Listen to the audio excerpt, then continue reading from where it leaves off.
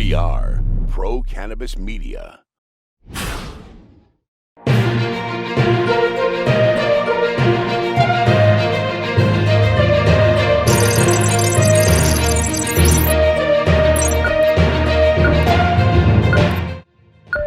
Hi, everyone. Welcome to another edition of Weed Talk News. I'm Jimmy Young, the founder of Pro Cannabis Media. And I'm Kurt Dalton, the founder of Cannabis.net. Every week, Kurt and I get together and talk about some of the biggest stories in the cannabis industry from here in our home state of Massachusetts to California and around the world. It's rain and weed, hallelujah, in Israel, Jimmy. We also have some movement on cannabis legalization in D.C., and of course, Massachusetts is giving away licenses for delivery. Hey, but we're going to start in our nation's capital, where a House committee approved a bill that would open the doors for researchers to have access to legal state-grown cannabis to study. Now, Kurt, we know the only facility that has a federal grant to research cannabis is at the University of Mississippi. If and when this bill actually goes to the floor of the House, it could allow researchers in legal states like ours to start to study legal state-grown weed. And that's going to be really important. We actually just put up an article today about debunking the myth of there's not enough marijuana research to legalize. And if we can actually have mainstream science and mainstream cannabis that's bought by the consumer studied, you just remove that whole element of, well, we don't have enough research, we can't legalize. Because we actually do right now, it's just the public doesn't see it because it's been done in different ways. Exactly. And of course, that University of Mississippi weed, Kurt, I think it has something like 7% THC in it. So it's not really good weed to research, right? As someone once said about that weed, Jimmy, it sands through the hourglass, meaning it looks like sand and it feels like dirt. So I'm pretty sure we're not getting a very good quality. And in the meantime, there's still some big news coming out of New York. So let's go to Deborah Borchardt from the Green Market Report for this week's Weed Talk News Report from New York. Deborah? Thanks, Kurt and Jimmy. It was a shortened trading week due to the Labor Day holiday on Monday, but still we had some big news over the last few days. Aurora Cannabis said it would take a $1.8 billion charge as it released unaudited preliminary fiscal fourth quarter 2020 results, and the revenues fell sequentially. Aurora said that its fourth quarter net revenue was expected to be in the range of $70 million and $72 million. Their third quarter revenue came in at $75.5 million. They also named a new CEO, Miguel Martin. Emerald Health agreed to sell its interest in Pure Sun Farms to Village Farms International for $79 million.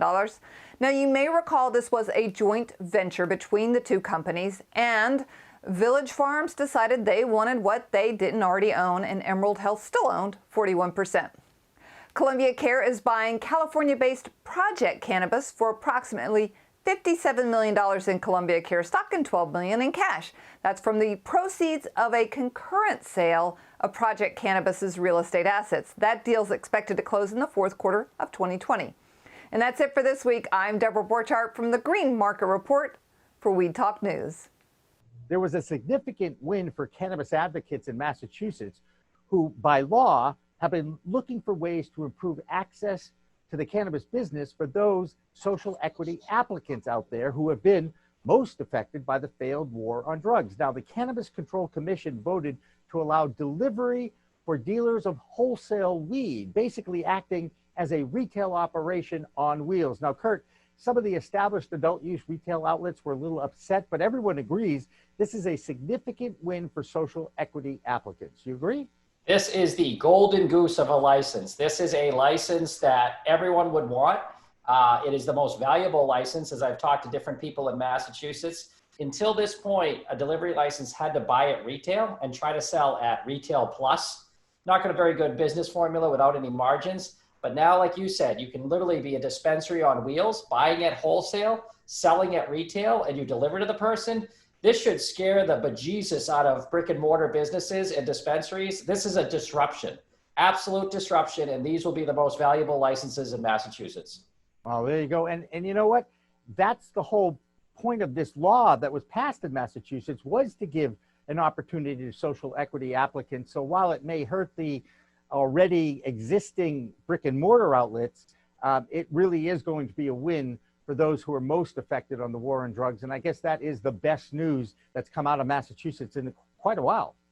Yeah, they got off to a rough start. The SC and EE applicants didn't get a fair shake, and they've been fighting for a couple of years for a fair shake. But at least the fruits of their labor at the end of this road are phenomenal. It is a license that probably the most valuable one you'll ever get from a state. So they're off to the running or off on their wheels. And they'll have a 3-year exclusive on delivery licenses here in the Bay State of Massachusetts. Now, meanwhile, in California, the feds won a lawsuit against the California Bureau of Cannabis Control. This was probably inevitable as the Drug Enforcement Administration and the Department of Justice is going after the business records of a handful of operators in the Golden State who seem to be moving cannabis oil out of Mexico into California. Now, Kurt, why is this still happening in a legal state? So costs and economics are dictating that the cost of labor, electricity, and production are lower in Mexico. But this is a bad thing in general, because if you remember, a certain group of companies was also with the subpoena to weed maps when they were looking into weed maps in the California Cannabis Control Commission. Federal subpoenas are not a good thing. They usually don't go away. They take years to come to fruition. But the more the feds subpoena and win in court, the worse it is for the California cannabis industry and the industry in general. So not good news for anyone on this. Has California screwed up this adult use recreational license legalization that they just started? Some of the players have, absolutely. As you're looking at shady deals or oil coming from Mexico, you can't say everyone has, right. But because the taxes are so high and the regulation and the cost, people are looking for side deals, ways to make money, and obviously getting your oil from Mexico and trying to sell it as a U.S. product and crossing a state line and a country line. That's international drug trade. I mean, if you want to really get nitty gritty on the UN. So I could see why the feds are getting involved. And again, the subpoenas to weed maps, it's not a good side at the federal government. Let's see what happens with the election. We could have a turn of the Justice Department and the what they're going to try to look at. But until that election, it's not good. Well, we all know that the political divide in Washington, D.C. may not lead to any cannabis reform for the rest of this year, but that won't stop House Democrats from trying to push a vote on the MORE Act, and that stands for Marijuana Opportunity Reinvestment and Expungement Act, that would legalize cannabis on a federal level and promote social equity. Another Republican congressman says he'll be voting in favor of that bill, but most of the legal and political analysts recognize this bill won't go anywhere as long as the Republicans have control of the Senate. So, and by the way, our DC reporter, Phil Adams, will have more on this story in just a minute. So I guess, Kurt, is it even worth the effort for our elected officials to be pushing this agenda before the November election? No. And unfortunately, it's a great headline, Congress to vote on marijuana legalization. But honestly, in the last 3 or 4 years, the House has probably introduced over 100 bills at some form of marijuana legalization, and they've all failed because the Republicans control the Senate. And they just, nope, we're done. This is the most aggressive, the legalization of the plant, but it's going to be dead. It's dead on arrival, just like the rest of them. I love the headline, I love the click, but it has no chance. So now let's get more on this story from Washington, D.C. Let's toss it to Phil Adams from the Vote Pro podcast D.C. Report. Hi, I'm Phil Adams from Vote Pro Podcast, and this is the Weed Talk News DC Report. A third GOP congressman now says he'll vote for the Marijuana Opportunity Reinvestment and Expungement Act set for a House vote this month. Representative Don Young of Alaska will join fellow Republicans Tom McClintock of California and Florida Congressman Matt Gaetz, who co-authored the bill. Young, who is co-chair of the Congressional Cannabis Caucus, expressed confidence that the MORE Act will pass the House, saying, quote, "When people vote on something, as they did in the state of Alaska, we ought to recognize the people's will and follow through with it." Normal's political director, Justin Streekel, called Young's support a huge deal, saying, quote, "It is our sincere hope that other Republicans will follow his lead." Another piece of cannabis legislation scheduled for a House vote this week is the Medical Marijuana Research Act. The bipartisan bill is designed to streamline the registration process for researchers and to expand the sources of cannabis available for research. An amendment to the bill is being considered which would allow scientists to access cannabis products for research purposes directly from state legal markets. The amended bill was introduced by Democrat Debbie Dingell of Michigan and Republican Morgan Griffith of Virginia. Democratic nominee Joe Biden says low-level drug offenders should be forced into rehabilitation to avoid jail time. Speaking at a campaign event in Wisconsin, Biden said, quote, "Anybody who gets convicted of a drug crime shouldn't go to prison. They should go to mandatory rehabilitation." Many drug reform advocates, like Maritza Perez, Director of National Affairs at Drug Policy Action, question the efficacy of mandatory treatment. Perez went on to say it would, quote, "continue to trap people under an alternative form of state surveillance." Biden's presidential platform calls for decriminalizing cannabis possession. That's the Weed Talk News DC report for this week. I'm Phil Adams from Vote Pro Podcast. And as we wrap things up here, there's a couple of fun stories to talk about. And one has to do with the kings of the weed brand from the 70s. It would be our friends from California, Mr. Cheech and Mr. Chong. Cheech Marin and Tommy Chong are getting back together, and they're going to co-brand a string of dispensaries in those mature markets of California and Colorado and Nevada and all the West Coast states. And Kurt, this is actually a great thing because I guess there was a little bit of a falling out between the two of them, but for some reason, they were able to get back together. Do you have any insight on why they may have been able to do that? Probably the same reason that the Rolling Stones, Guns N' Roses, and other people get back together is there's probably some money to be made in Cheech and Chong dispensaries, and more power to them. It's capitalism. But Tommy Chong, certainly really authentic. I think his dispensaries will be a hit. I haven't met Cheech before, but I will be introducing him at the Cannabis 10X event coming up pretty soon. So hopefully I'll get to know him a little bit then. But again, if you have authentic people with a long history for fighting for legalization, even if it is in a Hollywood setting with comedy, there's nothing wrong with those people who have been fighting it. Tommy did time for bong sales, for selling bongs. He certainly should see some fruits of that lifetime, and I couldn't be happier for both of them. I'm glad their friendship is back, and I hope their dispensaries take off in multiple states. And, you know, by the letter of the law, they're social equity applicants, right? Even though they've done pretty well as actors and famous people. Now, can we go back to the little, you just kind of snuck something in there. The 10X, what are you doing with 10X and you're introducing Cheech Marin? Yeah, so Cannabis 10X, if you have a startup in the cannabis space and you'd like to pitch it online, obviously nowadays, or if you're an investor and you'd like to see 30 or 40 companies are looking for capital, Cannabis 10X event is coming up, I think in about a week. Bruce Litton will be one of the judges. Cheech Marin is the keynote, and I will be doing the intro or either for Bruce or Cheech, and maybe even be a judge. So you get information on our website at cannabis.net. Just search out Cannabis 10X, 10X, and there's some articles up about it. All right, and one more final news note right here in our native state of Massachusetts.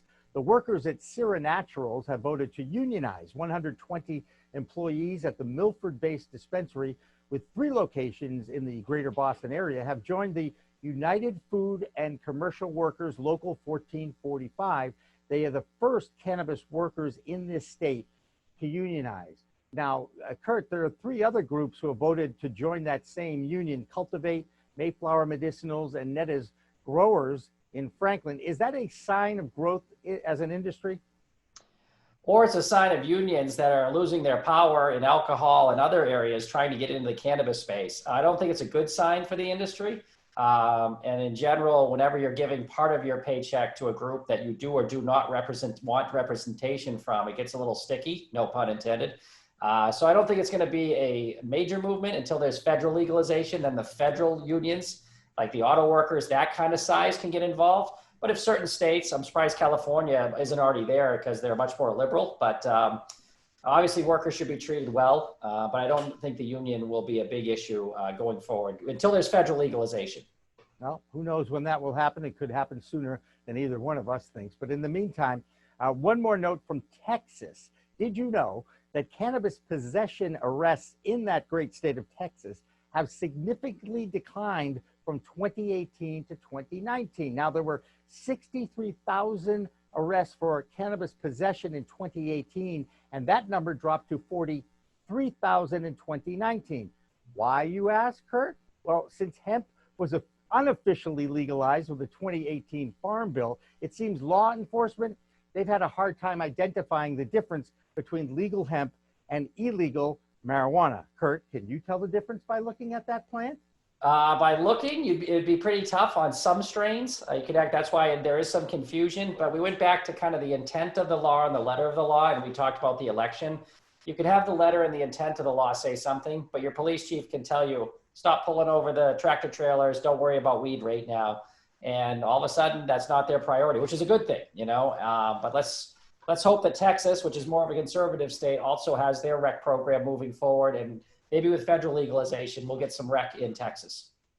Now, you can certainly tell the difference if you happen to be in Tel Aviv, Israel this past week, and it happened on my birthday, September 3rd, last week. A local cannabis advocacy group in Israel that is pushing that country's legalization effort put a drone up in the air and dropped hundreds of 2-gram packets of weed buds into Rabin Square in the middle of traffic. It did kind of cause quite a scene in Israel's second largest city. We would call that manna from heaven, as my chosen tribesman would say. Kurt, what in the world, can you not come up with a better promotion than that? I think, when your birthday, obviously every year in Israel, it's a big deal. And I don't know how they one up themselves. So then they started saying, what is Jimmy into now? He used to be a sports guy, but now he's doing cannabis. Let's drop weed on his birthday. So I think you should be honored. I think it was a great sign of respect from the homeland. And hopefully it was all kosher kush, as I like to say. I like that too. And I'm sure Rabbi Yaakov Cohen did bless that. All right. That was the Green Drone Group, a medical, the Green Drone Group was the one that did this. And just in case you don't know, medicinal marijuana is legal in Israel, and there is a push for full legalization there. So I guess, Kurt, if the election doesn't turn out the way I'd like it to, I am looking forward to moving to the promised land. That would be in Israel. We'll have to see. L'chaim. Well, that'll do it for Weed Talk News for this week. I'm Jimmy Young from Pro Cannabis Media. And I'm Kurt Dalton from Cannabis.net. And remember, it's a whole new world of weed out there. Use it responsibly. Thanks for watching, and thanks for listening. Weed Talk Now, Weed Talk News, and In the Weeds are all available on most major podcast distributors like iTunes, Spotify, Google Play, and our friends at clnsmedia.com and our flagship, Cannabis.net. So subscribe, share, and like our videos on all the social media networks out there, including LinkedIn, Twitter, Instagram, Facebook, the WeedTube, and YouTube.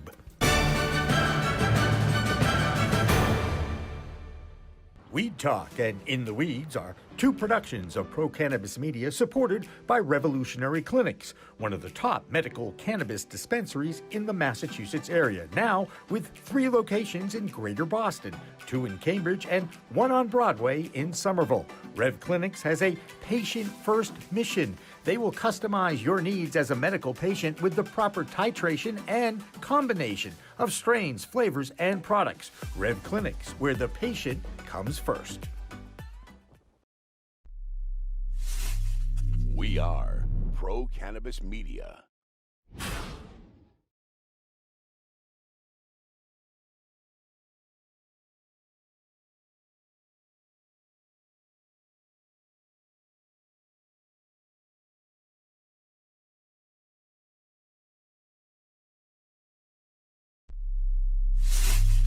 We are Pro Cannabis Media.